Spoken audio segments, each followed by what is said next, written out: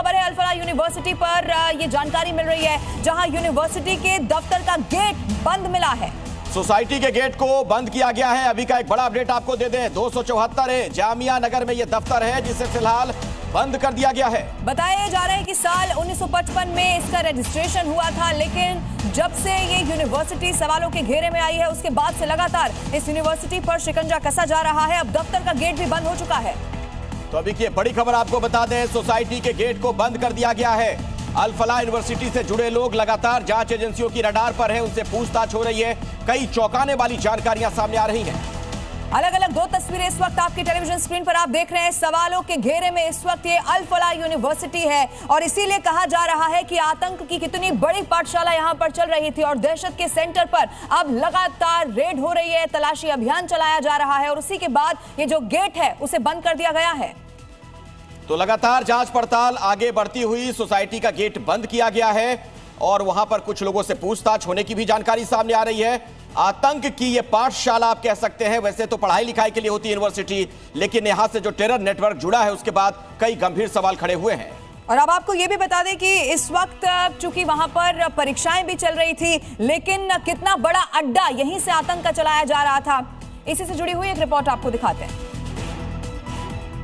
मेरे सामने जो आप ये अपार्टमेंट देख रहे हैं, इसके बगल से ही है अल-फलाह यूनिवर्सिटी के हेड ऑफिस का रास्ता, जहां से कल इस यूनिवर्सिटी के फाउंडर जावेद अहमद सिद्दीकी को गिरफ्तार किया है। फिलहाल ईडी ने 13 दिनों की कस्टडी में लिया है फाउंडर को, क्योंकि यूनिवर्सिटी में एक और जहां आतंकी साजिश रची जा रही थी, वहीं यहाँ से मनी लॉन्ड्रिंग के मामले भी चल रहे थे। इस यूनिवर्सिटी का जो एक्रेडिशन है NAAC का, वो 2018 में ही एक्सपायर हो चुका है। यूनिवर्सिटी ने खुद को UGC के तहत 12B में भी रजिस्टर्ड होने की बात कही है और ये भी झूठा निकला।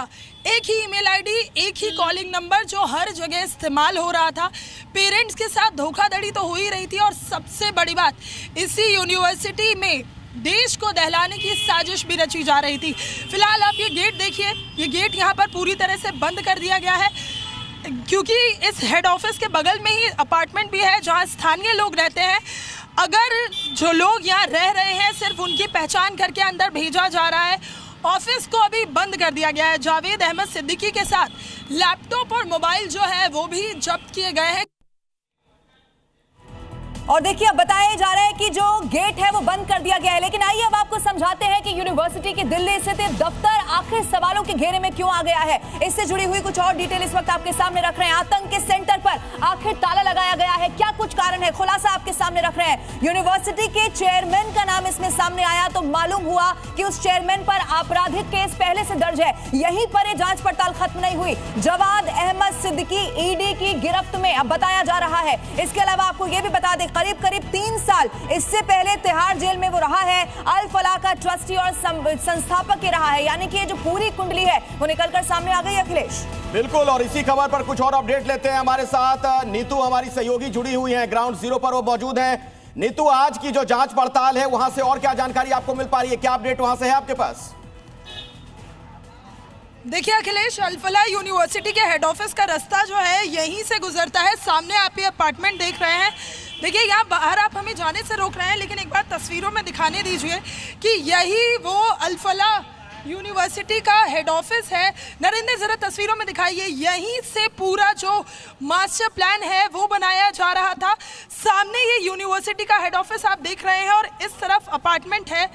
सबसे बड़ी बात कि मनी लॉन्ड्रिंग के मामले में फाउंडर जो है उसको गिरफ्तार किया गया है। 415 करोड़ रुपए का घोटाला अब तक सामने निकल कर आया है। NAAC के तहत एक्रेडिशन जो था साल 2018 में रद्द हो गया था और उसके बाद जितना भी पैसों का लेन देन हुआ है वो कुल 415 करोड़ रुपए का है। PMLA की धारा 19 के तहत गिरफ्तारी हुई और फिलहाल यहाँ देखिए किसी को भी भीतर नहीं जाने दिया जा रहा है। अभी हमने आपको हेड ऑफिस तो दिखाया, लेकिन सामने अपार्टमेंट में यहाँ पर लोग भी रहते हैं। ये गेट बार बार बंद किया जा रहा है, उन्हीं लोगों के लिए खोला जा रहा है जो अंदर रह रहे हैं या यूनिवर्सिटी का हिस्सा है। सबसे बड़ी बात, आप अभी देखेंगे कि तस्वीरों में आपको कुछ लोग जरूर नजर आ रहे होंगे। कुछ लोग अभी अंदर भी गए हैं।